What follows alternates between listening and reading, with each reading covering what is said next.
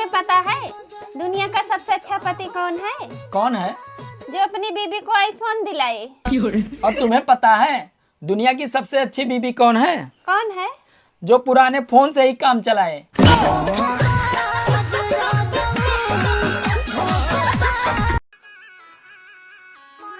सुनो, हाँ? अपने घर से खाना बनाकर नहीं सीख के आ सकती थी? इतना बुरा खाना बनाई हो। जो सीख के आई हो करवाते नहीं। ऐसा क्या सीखा है तुमने? गला दबाना। दबाऊं? नहीं नहीं, खाना बहुत अच्छा है। नहीं।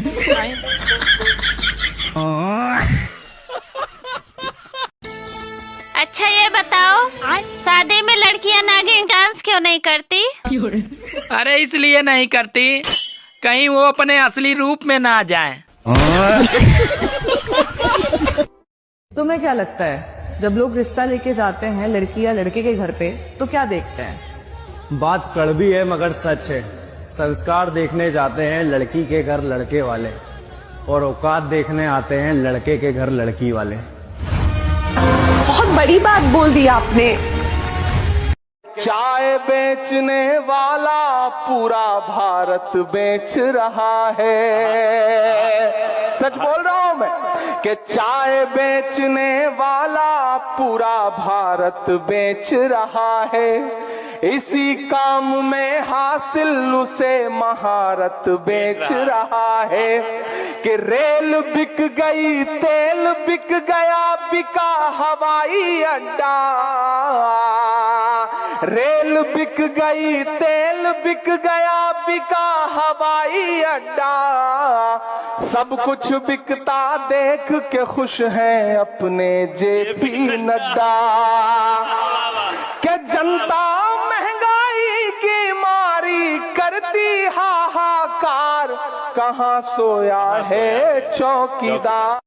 यार बीजेपी हर जगह चुनाव जीत रही है, लेकिन एक बात समझ में नहीं आ रही कि बीजेपी से किसान परेशान, मुस्लिम परेशान, जनता परेशान, ग्राहक परेशान, स्टूडेंट परेशान, व्यापारी परेशान, और सबसे ज्यादा तो हमारे प्यारे चमचे परेशान। साला इनकी तो नाक में दम कर रखा है। फिर ये बीजेपी को वोट कौन दे रहा है? जीत की हवस नहीं, किसी पे कोई वश नहीं, क्या जिंदगी है ठोक। एक माँ जब अपने बच्चे को गोदी उठाती है ना तो वो कमर पर बैठाती है। पता है क्यों? क्योंकि वो चाहती हैं जहाँ तक मैं देख रही हूँ वहाँ तक मेरे बच्चे भी देखे। लेकिन एक पिता जब गोदी उठाता है ना तो वो अपने कंधे पे बैठाते हैं। पता है क्यों? क्योंकि वो चाहते हैं मेरे बच्चे वहाँ तक देखे जहाँ तक मैं भी नहीं देख पाया। अभी मुझे एक बार राहुल गांधी मिल गए दिल्ली में, बोले क्या करूं, मैं प्रधानमंत्री बनना चाहता हूं। मैंने बोला भैया 10-15 साल ये मोदी जी सांस नहीं लेने देंगे। तो बोले फिर? वो मैंने कहा ये हटेगा तो मोटा भाई आ रहा है, 10-1 साल वो रांधेगा, और वो हटेगा तो बाबा जी बैठ ही गए बुलडोजर पे। वो कोई कंडे थापने आया है क्या? एक सेठ से लक्ष्मी जी रूठ गई। जाते हुए बोली मैं यहाँ से जा रही हूँ, अब मेरी जगह नुकसान आएगा, तैयार रहना, और अगर तुम जाते जाते मुझसे कुछ मांगना चाहते हो तो बोलो।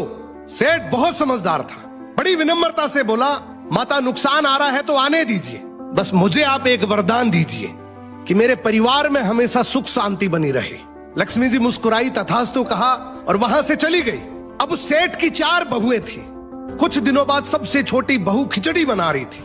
उसने खिचड़ी में नमक डाला और अपने काम में व्यस्त हो गई। तभी दूसरी बहू आई और उसने खिचड़ी को बिना चखे ही और नमक डाल दिया, और वो भी अपने काम में व्यस्त हो गई। ऐसे एक एक करते तीसरी और चौथी बाकी की 2 बहुएं भी आई, उन्होंने भी खिचड़ी को बिना चखे ही उसमें नमक डाल दिया। अब रात को सबसे पहले सेठ खाना खाने बैठा। जैसे ही उसने खिचड़ी का 1 चम्मच लिया, उसे महसूस हो गया कि इसमें बहुत ज्यादा नमक है, और सेठ जी तुरंत समझ गए कि नुकसान आ चुका है। किसी से कुछ नहीं कहा, चुपचाप खिचड़ी खाई और चला गया। अब सेठ के बाद खाना खाने की बारी आई सबसे बड़े बेटे की। बेटे ने खिचड़ी का 1 निवाला लिया। उसने परिवार वालों से पूछा पिताजी ने खाना खा लिया? उन्होंने कुछ कहा? तो बाकी सबने जवाब दिया हाँ पिताजी ने तो खाना खा लिया, लेकिन किसी से कुछ नहीं कहा। तो बड़े बेटे ने भी चुपचाप खिचड़ी खाई और चला गया। ऐसे ही करके परिवार के बाकी सारे सदस्य एक एक करके आए, अपने से पहले वालों के बारे में पूछा, कुछ नहीं कहा, चुपचाप खिचड़ी खाई और चले गए। अब रात को सेठ जी सो रहे थे, सपने में नुकसान आया और हाथ जोड़कर बोला, भाई मैं यहां से जा रहा हूं, मैं यहां नहीं रह सकता। तो सेठ जी ने पूछा, क्यों, क्या हो गया? नुकसान बोला, तुम सबने मिलकर 1 किलो नमक खा लिया, पर मजाल है कोई किसी पर नहीं चिल्लाया, किसी ने गुस्सा नहीं किया, सब शांत रहे। अब जिस परिवार में इतनी सुख शांति हो, आपस में इतना प्यार हो, वहां पर मैं नहीं रह सकता। निष्कर्ष कि जिंदगी है तो उतार चढ़ाव, दुख सुख, फायदा नुकसान सब चलता रहेगा, लेकिन जिस परिवार में आपस में लोगों में प्यार है, सुख शांति है, छोटे में आदर, बड़े में बड़प्पन है, उस परिवार का कोई नुकसान, कोई आपदा कुछ नहीं बिगाड़ सकती। एक लड़का जिसको स्कूल वालों ने हाथ में चिट्ठी देकर स्कूल से निकाल दिया और बोला, कल से हमारी स्कूल मत आना। लड़का घर गया और अपनी माँ को चिट्ठी देते हुए बोला, माँ स्कूल वालों ने बोला कल से हमारी स्कूल मत आना। माँ ने चिट्ठी खोली, उसमें लिखा हुआ था, आपका बच्चा मंद बुद्धि है, कल से हमारी स्कूल मत भेजना। हम नहीं चाहते कि आपके बच्चे की वजह से हमारी स्कूल का रिजल्ट खराब हो। माँ की आंखों में आंसू आ गए। लड़का बोला, माँ इस चिट्ठी में ऐसा क्या लिखा हुआ है और मुझे स्कूल वालों ने मना क्यों किया? माँ बोली, बेटा इस चिट्ठी में लिखा हुआ है आपके बेटे का आईक्यू बहुत तेज है, हमारी स्कूल की इतनी कैपेबिलिटी नहीं है कि इतने तेज आईक्यू वाले बच्चे को हम पढ़ा सके। माँ ने उस चिट्ठी को उल्टा पढ़ा और अपने बेटे को बोला, तू बहुत इंटेलिजेंट है और इतने इंटेलिजेंट दिमाग वाले बच्चे को इस दुनिया का कोई भी स्कूल पढ़ा नहीं सकता। तुझे किसी स्कूल जाने की जरूरत नहीं है, तुझे मैं घर पे पढ़ाऊंगी। बचपन में लोग हंसे कि तेरा बेटा मंद बुद्धि है, ये जीवन में कुछ नहीं कर पाएगा। आपको पता है आगे चलकर इसी मंद बुद्धि लड़के ने इस पूरी दुनिया को रोशनी दी। नाम है थॉमस अल्वा एडिसन, जिसने इस दुनिया को बिजली का बल्ब दिया और इस बल्ब को बनाने के लिए इसने 100 बार नहीं 1000 बार असफल परीक्षण किए। जब ये बल्ब बनाने के 999 अटेम्प्ट कर चुका था तो किसी ने पूछा, तू 999 बार फेल हो गया, फिर भी हार क्यों नहीं मान रहा? तो इसने बोला, मैं 999 बार फेल नहीं हुआ, मैंने 999 ऐसे तरीके सीख लिए जिससे बल्ब नहीं जल सकता। और फाइनली 1000 अटेम्प्ट करने के बाद ये दुनिया के सामने एक महान साइंटिस्ट बना। अगर ये पूरी दुनिया कहती है कि तुम नहीं कर सकते, तुमसे नहीं होगा, तो दिखा दो उन्हें कि सिर्फ तुम ही कर सकते हो। कोई अगर तुम्हें आज नालायक बोल रहा है तो वो बस आज के लिए बोल रहा है, तुम कल उसको चेंज भी तो कर सकते हो। बेशक आज तुम किसी काम को नहीं कर सकते, लेकिन कल सीख भी तो सकते हो। बिना रोए यह कहानी सुन सकते हो क्या?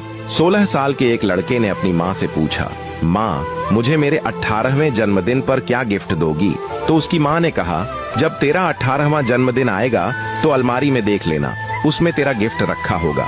कुछ दिन बाद वह लड़का गंभीर रूप से बीमार हो गया। जांच के बाद डॉक्टर ने उसके माता पिता को बताया कि उसके दिल में छेद है और वह 2 महीने से ज्यादा जीवित नहीं रह पाएगा।